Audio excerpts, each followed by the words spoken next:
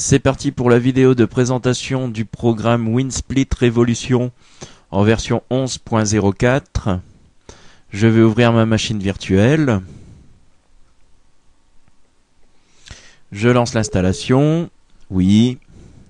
Choix de la langue French. OK. Bienvenue dans le programme d'installation. Suivant. J'accepte.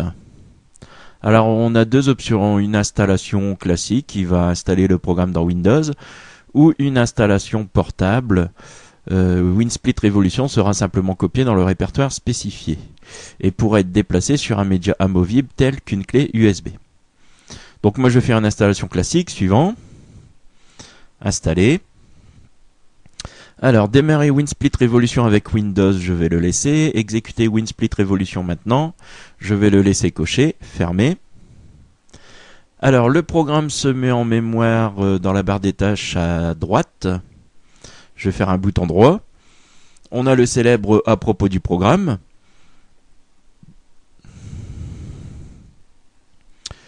On a une aide qui fonctionne sur Internet, sur le site web. On a la configuration des hotkeys, donc c'est-à-dire les touches qui vont permettre de manipuler les fenêtres.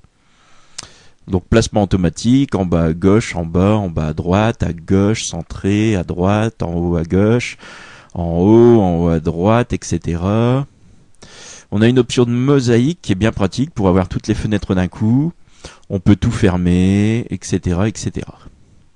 Alors, comme vous pouvez le voir sur mon clavier, je n'ai pas de clavier numérique, moi. Donc ça va être un petit peu embêtant puisqu'il utilise les touches du clavier numérique. Alors par contre, ce qui est bien, c'est que je peux éditer les touches et les modifier.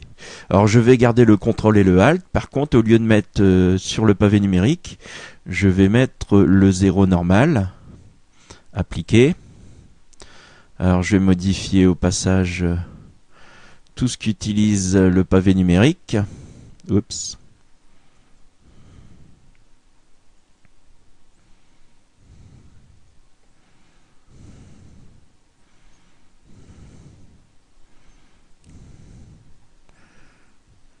Alors, c'est un petit peu long. C'est un petit peu ennuyant, mais bon. Comme dirait l'autre, il faut y passer. Bon, en même temps, il n'y a pas beaucoup de monde qui utilise un clavier comme le mien. Bon, peut-être un peu plus pour les ordinateurs portables. Sinon, pour les PC fixes, en général, vous avez bien souvent un pavé numérique. Voilà, il me reste plus que le 8 et le 9. Le 8 et le 9.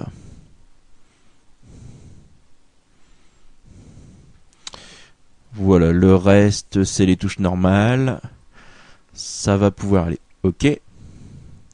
Je repère dans le programme, bouton droit, on a les réglages auto placement.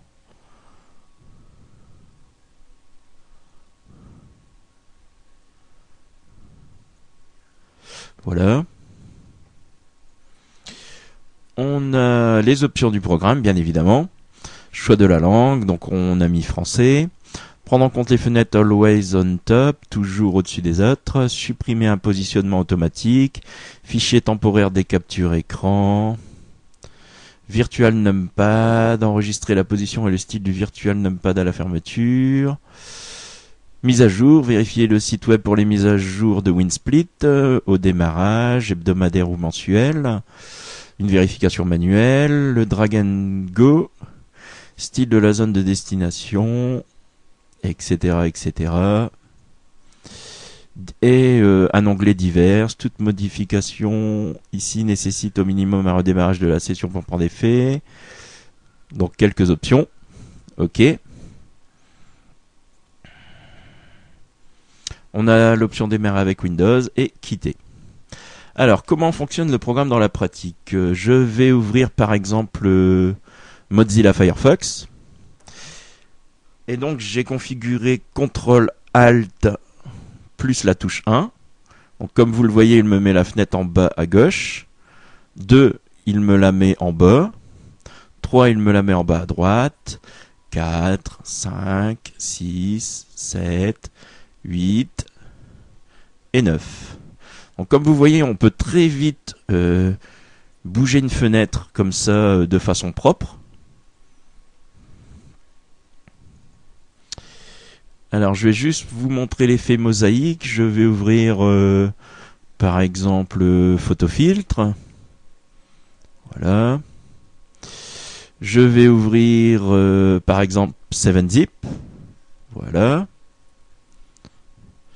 Et maintenant, hop, je vais faire CTRL-ALT-M.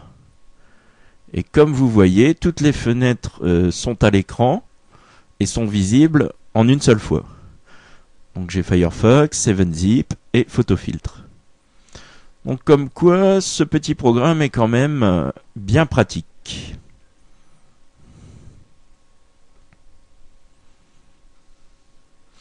Voilà, c'est tout pour cette présentation de logiciel.